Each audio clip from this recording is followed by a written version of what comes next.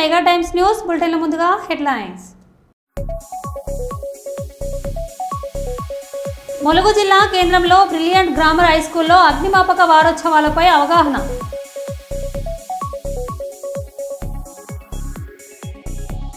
అక్రమంగా నిల్వ ఉంచిన రేషన్ బియ్యాన్ని పట్టుకున్న ఎంపీ బైరెడ్డి శబరి.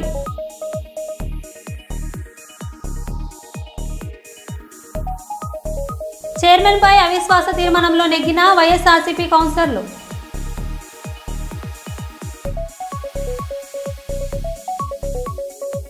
చిన్న కల్వాలలో వడ్ల కొనుగోలు కేంద్రాన్ని ప్రారంభించిన ఎమ్మెల్యే చింతకుంట విజయరమణారావు.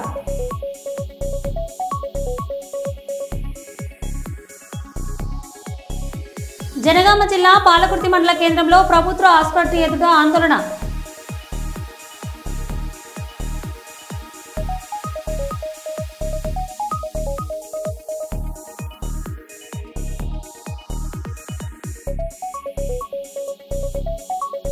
ఇక వివరాల్లోకి వెళ్తే వైఎస్ఆర్సీపీ నంద్యాల జిల్లా అధ్యక్షులు శ్రీ కాటసాని రాంభూపాల్ రెడ్డి గారి మర్యాదపూర్వకంగా కలిసి జిల్లా పరిషత్ కోఆపరేషన్ సభ్యుడిగా ఎన్నికైనటువంటి షేక్ ఇలియన్ ఖాన్ నూతనంగా ఏకగ్రీవంగా ఎన్నుకోబడిన జిల్లా పరిషత్ కోఆపరేషన్ సభ్యుడు షేక్ ఇలియన్ ఖాన్ గారు జిల్లా పరిషత్ చైర్మన్ ఎర్రబోతుల్లా పాపిరెడ్డి గారి సమక్షంలో వైఎస్ఆర్సీపీ నంద్యాల జిల్లా అధ్యక్షులు మరియు పాణ్యం మాజీ ఎమ్మెల్యే శ్రీ కాటసాని రాంభూపాల్ రెడ్డిని మర్యాదపూర్వకంగా కలవడం జరిగింది.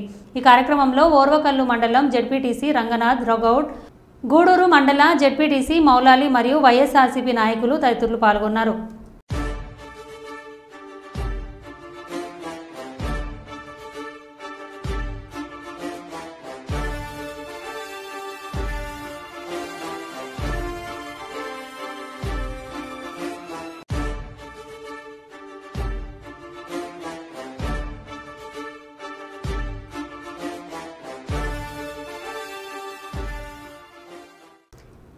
ఈ నెల 27వ తారీఖున జరగబోయే బీఆర్ఎస్ రజతోత్సవ బహిరంగ సభకు ప్రజలు స్వచ్ఛందంగా తరలి రావాలని వరంగల్ పశ్చిమ నియోజకవర్గం బీఆర్ఎస్ పార్టీ మాజీ ఎమ్మెల్యే దాస్యం వినయ్ భాస్కర్ పిలుపునిచ్చారు. వరంగల్ పశ్చిమ నియోజకవర్గంలోని 5వ డివిజన్ అధ్యక్షుడు పున్నం చందర్ ఆధ్వర్యంలో బుధవారం సాయంత్రం 5వ డివిజన్లో బీఆర్ఎస్ పార్టీ జెండా ఆవిష్కరించారు.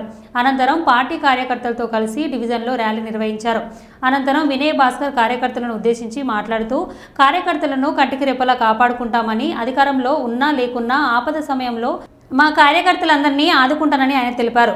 ఉద్యమకారుడు, తెలంగాణ సాధించిన ఉద్యమ నేత కేసీఆర్ బహిరంగ సభకు ప్రజలు స్వచ్ఛందంగా అధిక సంఖ్యలో పాల్గొని విజయవంతం చేయవలసిందిగా వినయ్ భాస్కర్ కోరారు. ఈ కార్యక్రమంలో 5వ డివిజన్ బీఆర్ఎస్ కార్యకర్తలు, మహిళలు అధిక సంఖ్యలో పాల్గొన్నారు.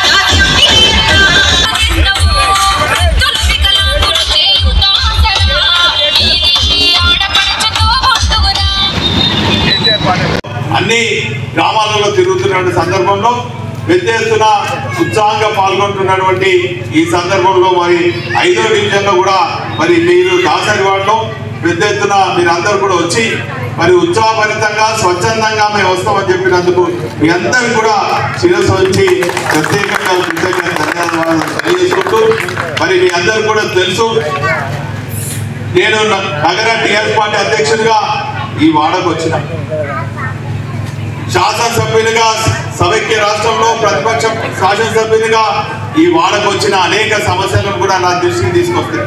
ఇటు వ్యక్తిగతంగా అనుకోండి, కానీ అభివృద్ధి కోసం అనుకోండి, వాడ అభివృద్ధి కోసం అనుకోండి, ఏ ఒక్కరికి ఏ సమస్య వచ్చినా కూడా శాసనసభ్యునిగా కూడా మీకు సేవలు అందించినటువంటి విషయాన్ని సందర్భంగా తెలియజేస్తున్నాను. ఇప్పుడు ఒక మాజీ శాసనసభ్యునిగా, ఒక ప్రతిపక్ష పార్టీ నాయకుడిగా ఖచ్చితంగా నా వంతు సహాయ సహకారాలు గతంలో ఇప్పుడు రాబోయే రోజుల్లో ఉంటాయని కూడా ఈ సందర్భంగా తెలియజేసుకుంటూ దేవతను చేసి మరి ఈ కార్యక్రమానికి స్వచ్ఛందంగా వస్తా అన్నటువంటి మీ అందరూ కూడా పేరు పైన కృతజ్ఞత ధన్యవాదాలు.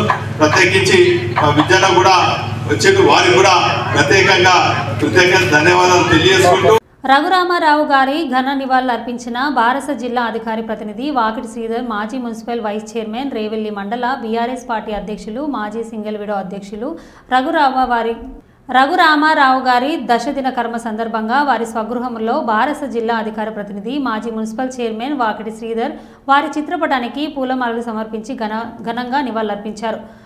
రఘురామారావు గారు లేని లోటు ఈ ప్రాంత ప్రజల పార్టీ తీర్చలేదని, వారి ఆత్మకు భగవంతుడు శాంతి కలిగించాలని, కుటుంబ సభ్యులు మనోధైర్యంతో ఉండాలని, అండగా ఉంటానని భరోసా ఇచ్చారు. ఈ కార్యక్రమంలో హైకోర్టు న్యాయవాది వెంకటేశ్వర్లు, మాజీ కౌన్సిలర్ ఉగ్లం తిరుమల్ లక్ష్మణ్ యాదవ్, శ్రీహరి, శ్రీనివాస్ యాదవ్, మాజీ సర్పంచ్ గోపాలరావు, నారాయణరావు, భాస్కర్ రావు, ప్రవీణ్ రావు, నాయకులు, కార్యకర్తలు పాల్గొన్నారు.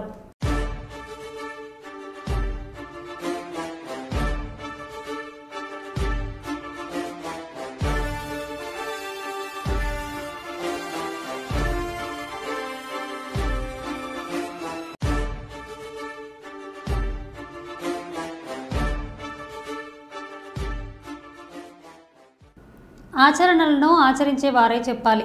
సాంప్రదాయాలను ఆచరణలను పాటించడం వల్ల మానవ జీవితానికి సుఖమైన మనుగడ ఉంటుందని శ్రీ శ్రీ శ్రీ శ్రీ త్రిదండి అప్తాక్షరి సంపత్ కుమార్ స్వామి రామానుజ జీయర్ స్వామి చెప్పారు.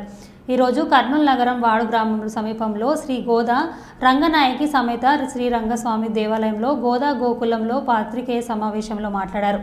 శ్రీరంగం నల్లన్ చక్రవర్తులు రఘునాథ ఆచార్య స్వామివారి శత జయంతి ఉత్సవ సందర్భంగా శ్రీరామయన్ మహాయజ్ఞం ఏప్రిల్ 13 నుంచి 18 వరకు జరుగుతుందని, 18వ తేదీ శుక్రవారం సాయంత్రం 1008 మంది భక్తులచే విష్ణు సహస్రనామ సూత్ర సామూహిక పారాయణం అనంతరం ఉభయ వేదాంత పండిత మహాసభకు భక్తులు కదిలి రావాలని కోరారు.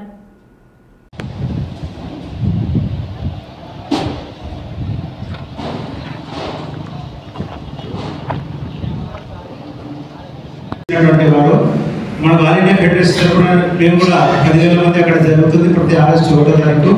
అలా అన్ని సంఘాలు కూడా ఆహ్వానం చేశాము. రేపు వీళ్ళు కూడా కలుస్తామని మేమంతా కూడా తెలుసుకొస్తామని అన్నారు. అలా విష్ణు సహస్రనామ పవర్ ఎంతటిది అంటే చాలా గొప్పదైనటువంటిది. విష్ణువాచార్య వారు ధర్మరాజు పాండవులకు శ్రీ విష్ణు సమక్షంలో చెప్పినటువంటిది. ఒక్కొక్క నామాన్ని ఒక్కొక్క ఋషి జపం చేసి భగవత్ సాక్షాత్కారం పొందినటువంటి నామం అది. అలాంటి నామాలు 1000 నామాలు మనం చేస్తున్నామంటే ఎంత గొప్ప విషయం అనేటువంటిది మనకు స్వయంగా కూడా మనం 93లో 52 రోజులు రాత్రిలో వాళ్ళు ఇక్కడ కోట ఆంజనేయ స్వామి గుడిలో చేయడం జరిగింది ప్రారంభం.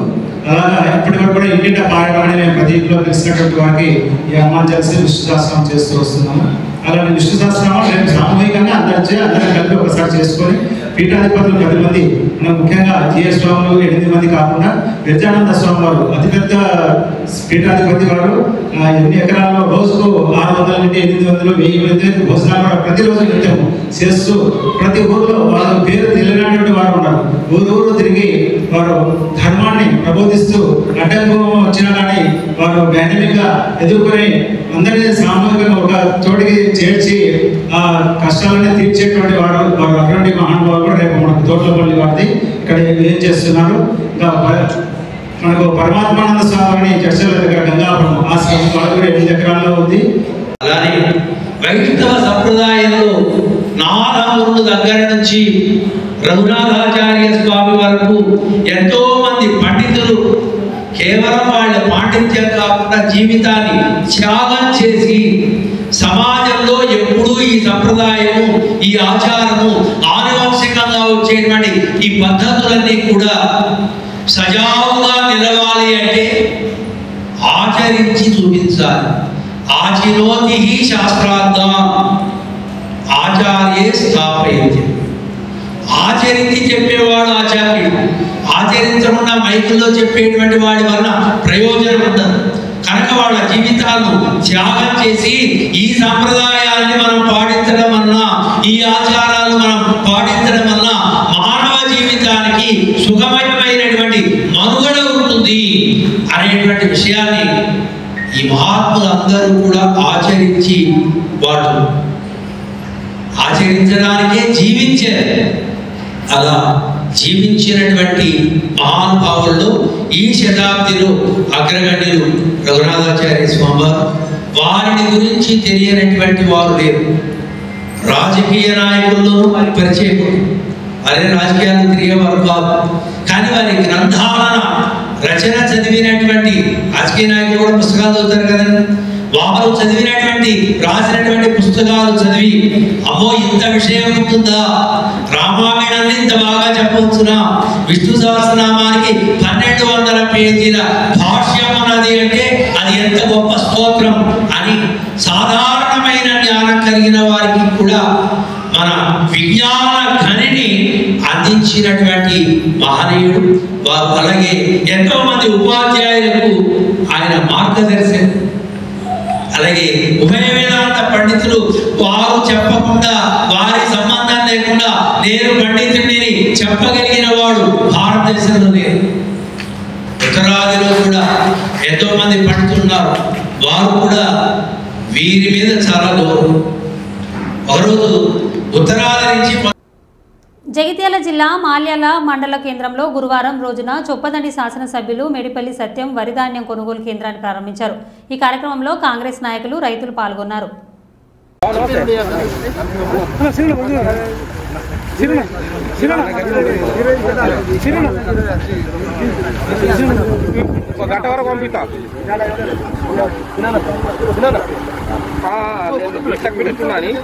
మనకు 10-11 వరకు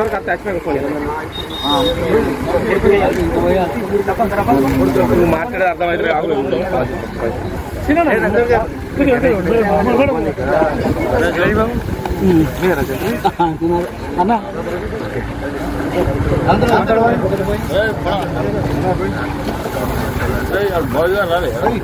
మధ్యాహ్నం విజయవాడ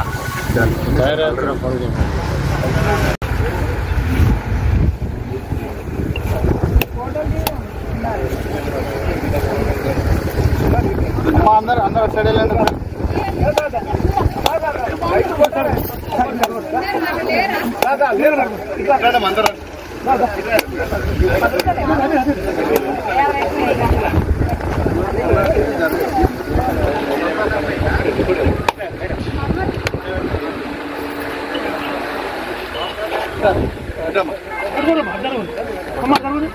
వైఎస్ఆర్సీపీ నంద్యాల జిల్లా అధ్యక్షులు మరియు పాణ్యం మాజీ ఎమ్మెల్యే శ్రీ కాటసాని రాంభూపాల్ రెడ్డి కార్యాలయం నందు మీడియా సమావేశం నిర్వహించారు. అనంతరం మీడియాతో మాట్లాడిన శ్రీ కాటసాని రాంభూపాల్ రెడ్డి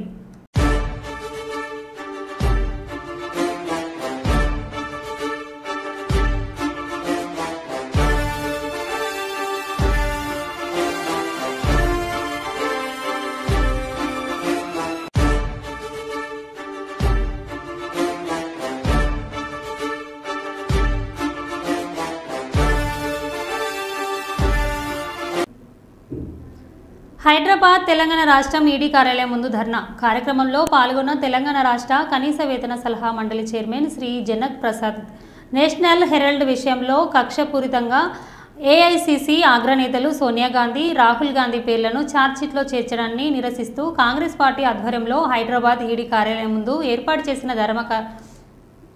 చేసిన ధర్నా కార్యక్రమంలో రాష్ట్ర మంత్రులు, చైర్మన్లు, ఎమ్మెల్యేలు, ఎమ్మెల్సీలు, కాంగ్రెస్ పార్టీలు ముఖ్య నేతలు కలిసి పాల్గొని నిరసన వ్యక్తం చేశారు. శాంతి ప్రగతి సుస్థిరతలని 3 రంగులుగా చేసుకొని ముందుకు వచ్చే అండదండగా శాంతి ప్రగతి సుస్థిరతలని 3 రంగులుగా చేసుకొని ముందుకు వచ్చే అండదండగా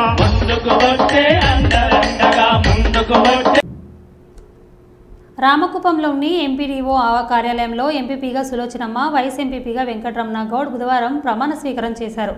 ఈ కార్యక్రమంలో ముఖ్య అతిథులుగా MLC Kanchela Srikanth, MPS RTC vice chairman PS Muniratnam, Telugu Desam party విస్తరణ విభాగం అధ్యక్షులు డాక్టర్ సురేష్ బాబు పాల్గొని శుభాకాంక్షలు తెలిపారు. ఈ సందర్భంగా వారు మాట్లాడుతూ రాష్ట్ర ముఖ్యమంత్రి నారా చంద్రబాబు నాయుడు తెలుగుదేశం పార్టీ పేద ప్రజల ప్రవేశం పెట్టిన పథకాలు అన్ని విధాలుగా అర్హులైన నిజమైన పేదవారికి గుర్తించి ప్రభుత్వం అందిస్తున్న ప్రతి పథకం వారికి అదే విధంగా చేయాలని అన్నారు.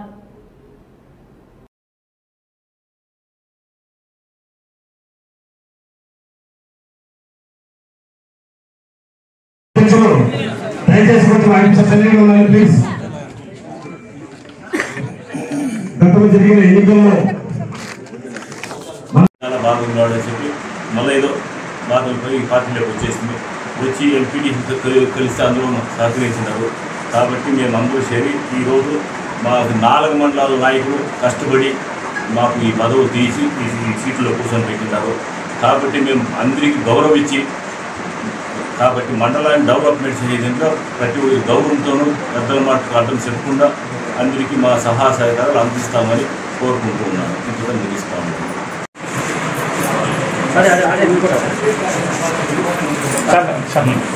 ఒవ్వరికి కప్పేసి వస్తా ఉన్నాను. చాంబర్ కదా ఏం పర్వాలే పర్వాలేదు.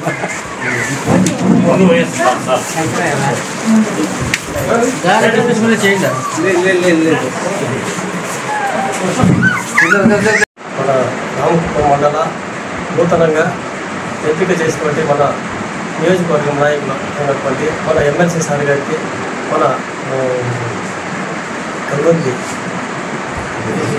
పిఎస్ మునిరత్నం సార్ గారికి, సురేష్ బాబు సార్ గారికి, మరియు మన మండల నాయకులు అయినటువంటి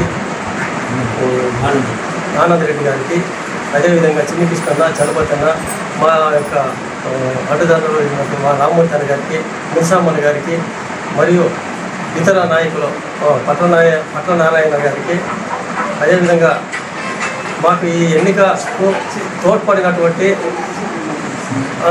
నియోజకవర్గ లీడర్లు అందరికీను ఆ రోజైతే ఎంతో దీనిగా కష్టపడిన ఐకమత్యమే మహాబలం. సో మీరు ఈ విజయాన్ని ఏ విధంగా సాధించారు? మన మండల అభివృద్ధిలో కూడా అంతే ఐకమత్యంగా ఉండి మీ మండలాన్ని నెంబర్ 1 స్థానంలో ఈ కుప్పం నియోజకవర్గంలో ఉండేలాగా ఛాలెంజ్ లాగా తీసుకొని మీరందరూ పనిచేయాలని చెప్పనేసి తద్వారా రాబోయేటటువంటి స్థానిక సంస్థల ఎన్నికల్లో కావచ్చు, లేకపోతే నెక్స్ట్ వచ్చే అసెంబ్లీ ఎన్నికల్లో ప్రతి దాంట్లో కూడా మీరు పూర్తి స్థాయి మెజార్టీని సాధించి చంద్రబాబు నాయుడు గారి గౌరవాన్ని ఈ నియోజకవర్గంలో పెంచే విధంగా చేయాలని మనస్ఫూర్తిగా కోరుకుంటూ, దానికి చంద్రబాబు నాయుడు గారు చెప్పిన ప్రతి ఒక్క అంశాన్ని మీకు మద్దతు ఇచ్చి మీతో తోడుండి నడవడానికి ఇక్కడ వేదిక మీద ఉన్న పెద్దలు నేనైతేనేమి, పిఎస్ మునిరత్నం గారు అయితే, గవర్నమెంట్ సీనియర్ అయితేనేమి, ఆంజనేయ రెడ్డి అన్న, సురేష్ గారు, మనోహర్ సార్, అట్లాగే ఎంపీపీలు, ఇతర మండల పార్టీ అధ్యక్షులు, సీనియర్ నాయకులు అందరం కూడా కలిసి కట్టుగా మీతో కలిసి పనిచేస్తామని చెప్పి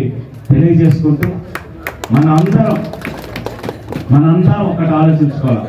నేను చేసే ఈ పని వల్ల నా నాయకుడికి, నా పార్టీకి మేలు జరుగుతుందా, నష్టం జరుగుతుందా? ఎందుకంటే ఆ చెట్టు బాగుంటేనే మనం అందరం బాగుంటాం. ఈరోజు మనకు దక్కుతున్న గౌరవం సమాజంలో ఆ నాయకుడి వల్ల, పార్టీ వల్ల.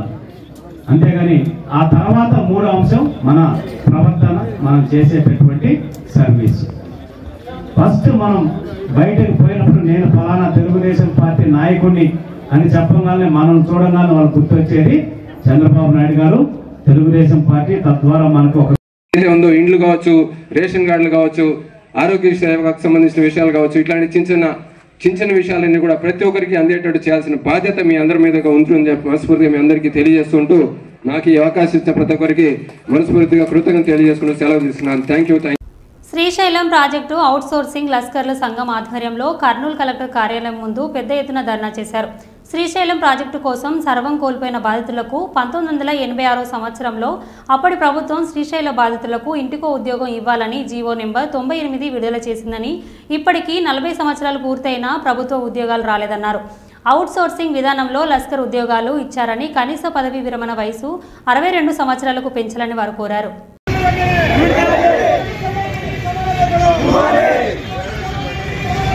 Vale.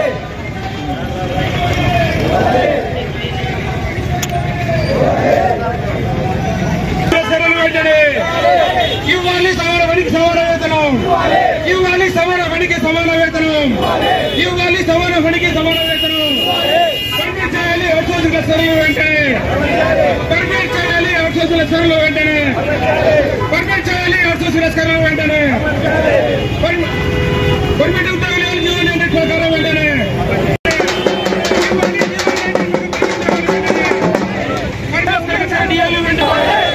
సమాన పనికి సమాన వేతనం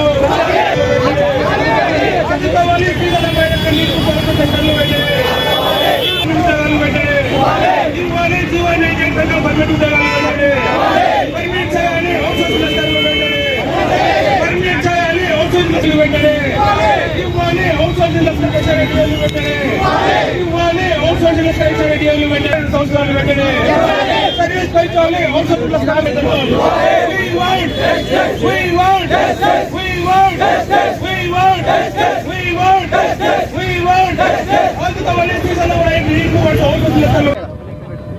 దాదాపు 40 సంవత్సరాలకు లోపలనే మేము శ్రీశైలం ప్రాజెక్టు కొరకు నిర్మాణం కొరకు పొలాలు ఇండ్లు సర్వస్వం కోల్పోయినాం. అయితే 1986లో 15/4/1986 సంవత్సరంలో జీవో 98 అని ఒక జీవోని విడుదల చేసింది గవర్నమెంట్, ఆనాటి గవర్నమెంట్. వారికి ధన్యవాదాలు తెలియజేస్తున్నాను. మేము ఫస్ట్గా 40 సంవత్సరాలు నిండింది. 40 సంవత్సరాలలో నిండినటువంటి మేము ఆ జీవో వచ్చిన తర్వాత 1986లో జీవో వచ్చిన తర్వాత మమ్మల్ని అందరినీ పిలిపించి మీకు ఇంటికి ఒక ఉద్యోగం ఇస్తామని చెప్పి ఆనాటి గవర్నమెంట్లో తెలియజేయడం జరిగింది. అయితే అందరము కూడా అప్లై చేసుకున్నాం. మాకు ఉద్యోగం వస్తుంది, మా పిల్లలను పోషించుకోవచ్చు, మా పిల్లలు మా కుటుంబాలు బాగుపడతాయి అనుకున్నాం. కానీ వారు ఇప్పటికీ కూడా 98 జీవో ప్రకారము మాకు ఇచ్చినటువంటి ఉద్యోగాలు ఇంతవరకు ఇవ్వకుండానే ఎన్ని గవర్నమెంట్లు మారినా ఒక్క గవర్నమెంట్ కూడా న్యాయం చేయడం లేదు మిత్రులారా. అయితే మేము చివరకు తెలియజేసేది ఏంటంటే ఆస్తిపాస్తులు పోగొట్టుకున్నాం, మొత్తం సర్వం కోల్పోయినాం. ఈ ఉద్యోగం అయితే శాశ్వతమైనటువంటి జీవనము మాకు కొనసాగుతుంది. ఉద్యోగము ఎవరు దొంగిలించేది కాదు కనుక ఉద్యోగం ఉంటే మా బ్రతుకులు బాగుపడతాయని మేము అనుకున్నాం. కానీ ప్రతి అధికారులు కూడా మమ్మల్ని పట్టించుకోవడం లేదు. నేటికి 40 సంవత్సరాలు నిండినా మా జీవితాల్లో ఎక్కడ వెలుగు లేదు.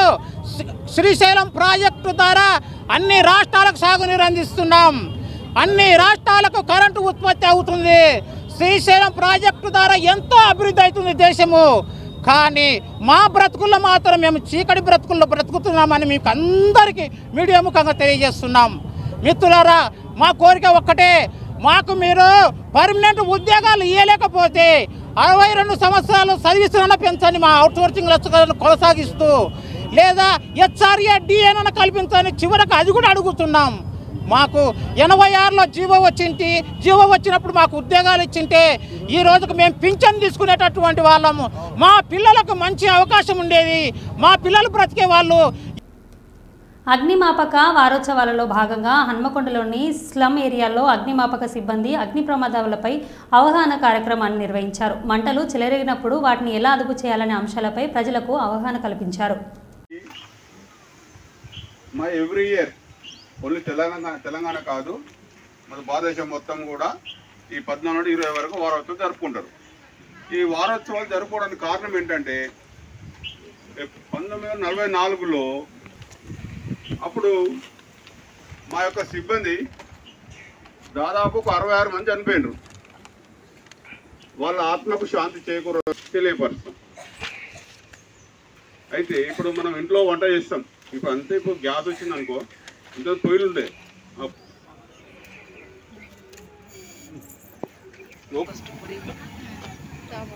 ఇప్పుడు ఇలా ఫైర్ అయినప్పుడు మన దగ్గర ఇంట్లో ఏముండే కదా, బకెట్ ఉంటుంది, ప్రతి ఇంట్లో బకెట్ ఉంటుంది. చూడండి ఎలా ఆఫ్ చేస్తారు, చూసారా ఎలా ఆఫ్ చేశారు? నిమిషంలో అయిపోయింది, నిమిషం అట్లా. అప్పుడు నీకు రాకుండా ఫైర్ నీకెళ్ళి రాదు. ఫైర్ అనేది మనకు తగులుతాం అంతే, అయిపోయింది. పని చేయి, రెగ్యులేటర్ పని చేయండి. చూసారా అండి, చెప్పండి అంతే, తీసేయి, అంతే అయిపోయింది. దానికి మరో బులెటిన్లో మళ్ళీ కలుద్దాం. Stay tune.